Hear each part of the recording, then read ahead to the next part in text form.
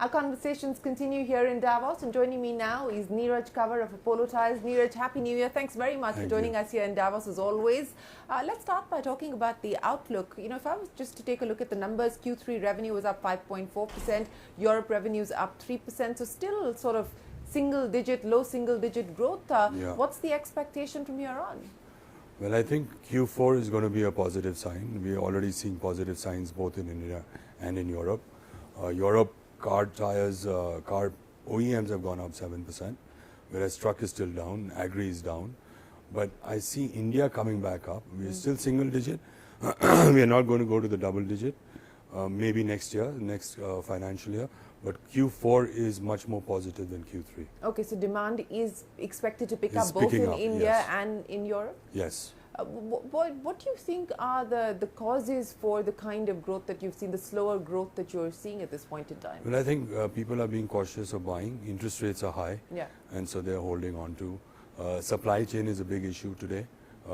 Given the Red Sea issue also, we are looking at a lot of disruptions in supply chain. Freight costs have gone up by 40%. Time taken on transit is taking up by more than 15 days.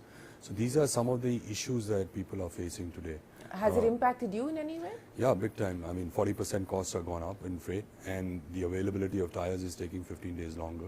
So yeah, there is a major challenge as far as supply chain is concerned. Is there any way of being able to offset, if not the entire amount, but you know, what could the impact be on account of this? No, I think it's just an interim issue. I don't think we can overrun the cost of this, but it's an interim issue. I hope that we'll be able to solve it.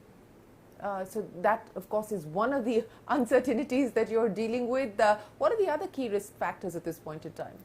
Well, right now, you know, the main thing is the supply side. Raw materials have eased out, so that's saving the companies, and the tire industry is doing pretty well over there. One is looking at going into EVs, which is very big. Europe has gone big time into EV tires. We have started launching EV tires in India as well.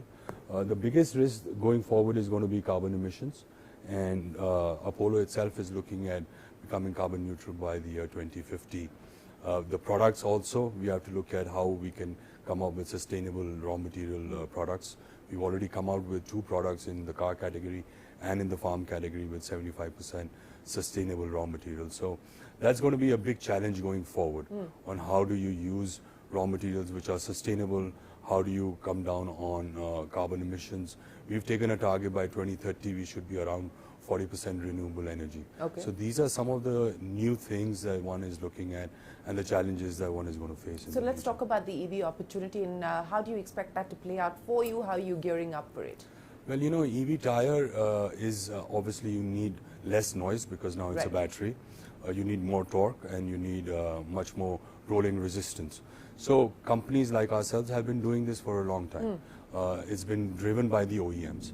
And so we are ready to take on that. I don't see that as a big challenge. Okay. And what could it mean in terms of revenue contribution over the next few years, given the fact that this is a category specifically in India that's expected to grow from here? Well, India is going to be small. I would say 5 to 10%, but Europe will take the lead as far as EV vehicles are concerned and EV tires are concerned. So investment plans, CapEx plans for the year ahead? Well, I think for the next 2 years, like I've been saying, Apollo is going CapEx light. We're investing a lot in digitalization, where we are looking at how we can increase productivity through artificial intelligence, through machine learning. We already have 2 technical innovation hubs, one in Hyderabad and one in the UK, in London, where there are data scientists sitting and they're analyzing all the data. All our data is now sitting on the cloud. So we're getting real-time data of all our 7 plants. And we're analyzing those and seeing how we can standardize that data, standardize cycle times, and then trying to see how we can increase productivity. So I'm happy to say that in our Hungarian plant, we've increased our productivity by nearly 10 to 12% without CapEx.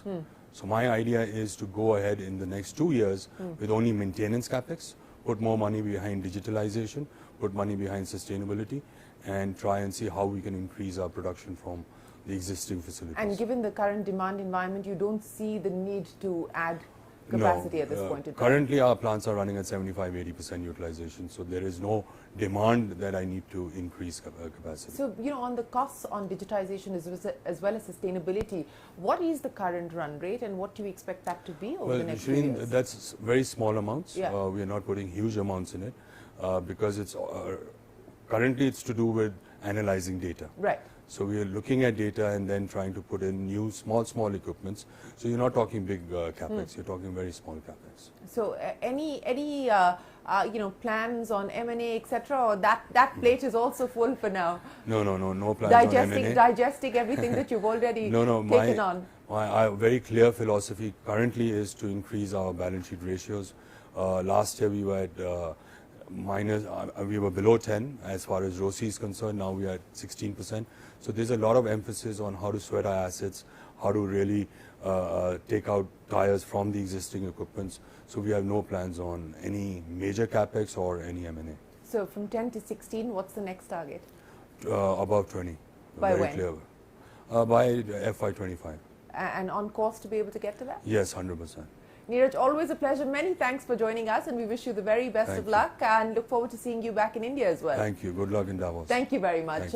More conversations continue. Don't go anywhere. Stay tuned to CNBC-TV18.